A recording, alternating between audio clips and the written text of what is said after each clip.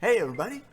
It's nice to see you. Hey, I'm recording this on Sunday night. It's not Monday I'm putting this out on the internet because I have a little bit of editing to do. Because this week we're going to do something a little bit different with our COVID quarantine coping tips with Mr. Ott. We're going to be hearing from some people from Bellevue who are dealing with the quarantine crisis. So I did some interviews with some people, and I'm going to play those interviews for you so that you can hear how other people in Bellevue or associated with the Bellevue schools are dealing with things and find out maybe some of the strategies they're using. For each of the interviews, we're going to go through these 5 things that we've been talking about. How are you staying strong spiritually, physically, intellectually, relationally, emotionally? And so today, on Monday, you're going to be hearing from Bailey VanZuiden. Now, some of you may know that Bailey actually graduated early. She was like maybe something I suggested in the interview that maybe she's like a prophet because she knew she wasn't going to be going to school second semester anyway. So she just graduated early.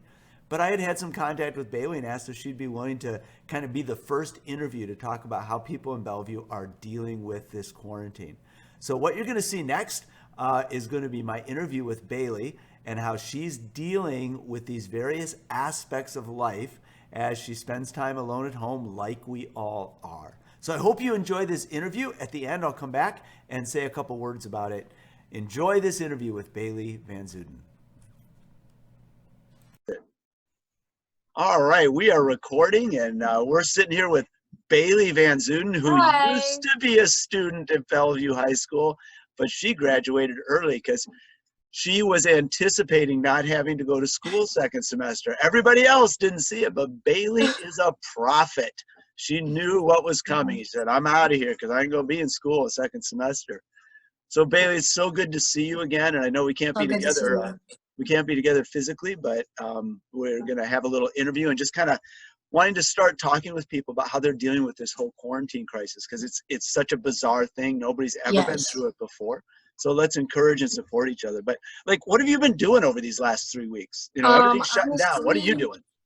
honestly, just trying to keep myself busy and positive, and just making sure others are doing the same as well.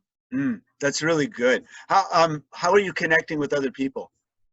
Usually shooting people a text or calling them, just making sure they're doing good, and just seeing how their day's going, and just kind of chatting with them a little bit. So Yeah, that's great. I think it's important for us to stay connected and with the yeah. people that we know and that we care about and let them know that we care. That's really good.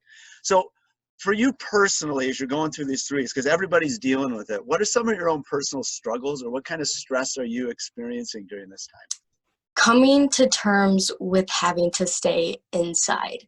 I'm an up and go get it kind of person, so having to just stay at home and not looking forward to something or something the next day um, really just kind of affects me. So coming to terms is probably the worst. Yeah, so what are you doing to help yourself with that? What kind of strategies do you have to? So I noticed throughout this, I'm on my phone and I'm like, dang, I wish I was doing that, and I wish I was out doing whatever it may be.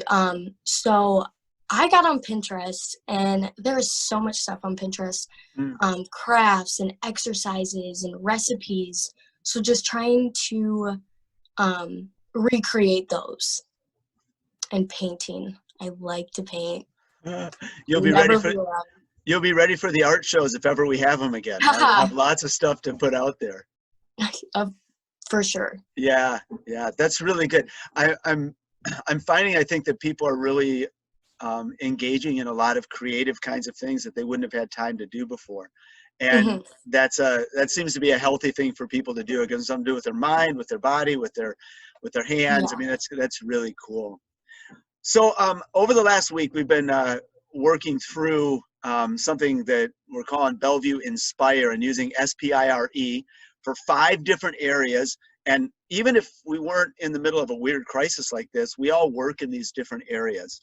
And so I just want to go through each of those and just kind of maybe you could address what you're doing in each of those. And you might not be doing anything, that's fine, but just to kind of address these different 5 areas.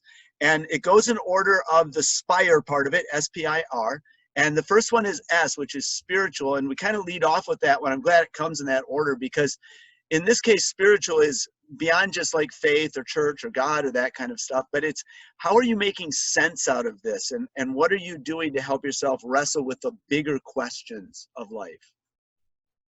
Okay, so what I've been doing spiritually is meditation. I'm not like a huge religious person just because there's so many, and just not something I understand fully, or just I'm not huge into that. So meditation, I like meditation because you can do it anywhere and you can pick a subject or a topic of your liking. I personally chose happiness and self-worth during quarantine, but usually outside of quarantine, I do like happiness and stuff. So just listing off the positives that I've had that day or throughout that week, and just going through and just giving myself a deep breath just to calm and relax myself. Wow, that's really good stuff and so intentional. I love the positive themes that you're thinking about. So what about physically?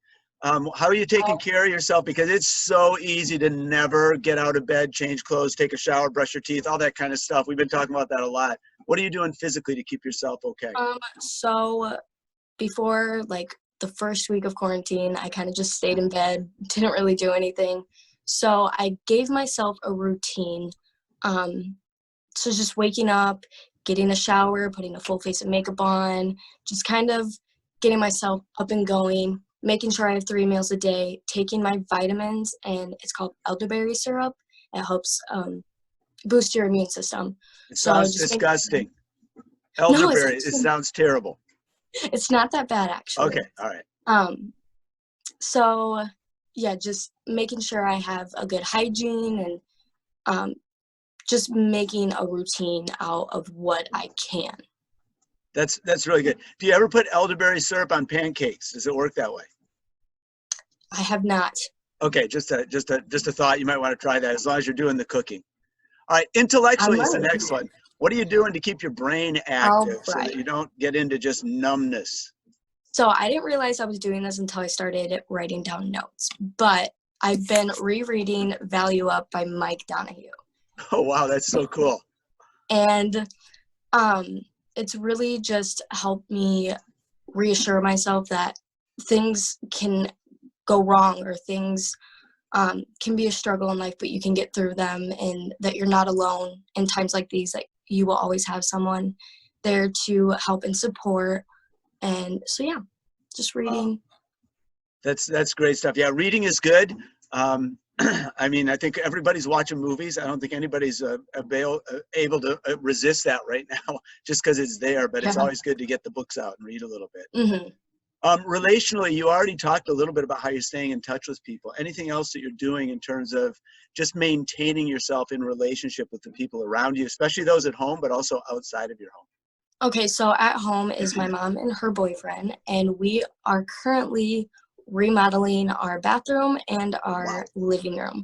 So each day we just find something in the bathroom or the living room to just work on, so painting or something, and just keeping busy with stuff like that.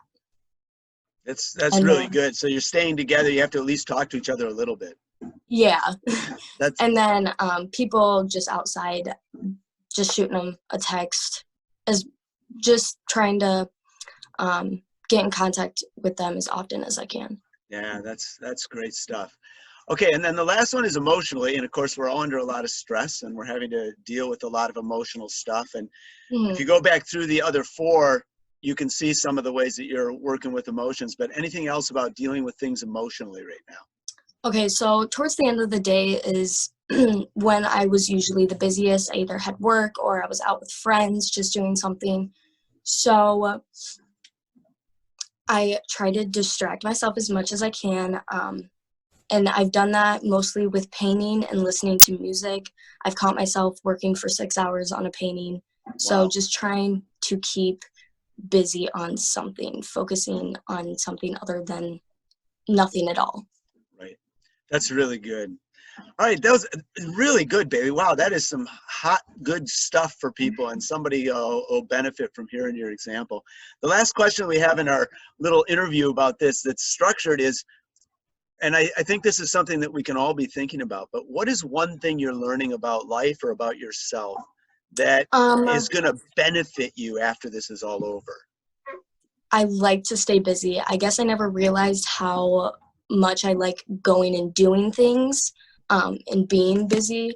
So definitely that. And I didn't realize how many ways that you can cope with boredom or mental health issues. So just really just up and go get it. Like anything I can possibly do to just get my mind off of the negative things or just whatever. Yeah, so I really like this idea that if we can look at what we're going through and say, okay, what can I learn about myself so that I can be better and be stronger in the future, then we can take something that's really a challenging situation, but use it to grow stronger. And I think that's the theme that we're working on right now. Bailey's amazing stuff. Do you have anything else that you want to share with people, or any encouragement, any other words that you want to share with people today? If you're bored, just find something you like doing, anything, a hobby. For a day, I just focused on animals and taking care and doing chores we have 5 chickens.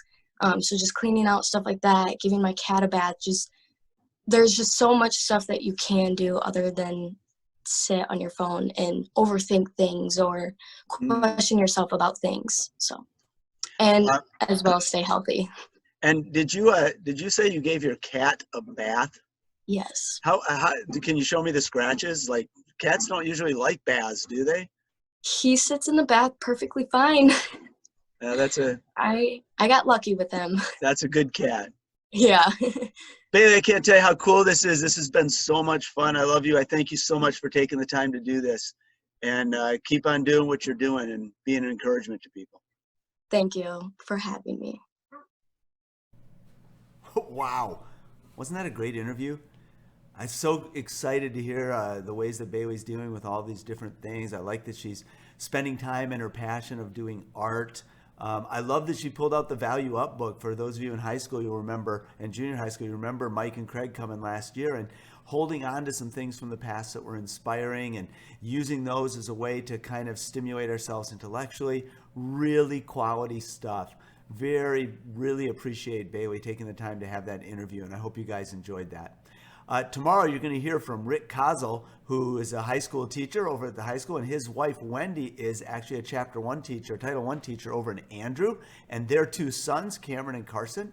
And my interview with them talks about how they as a family are dealing with these different 5 areas and how they as teachers are processing having to be home and away from their students. So come back tomorrow and tune in for that interview with Rick and Wendy Kozel.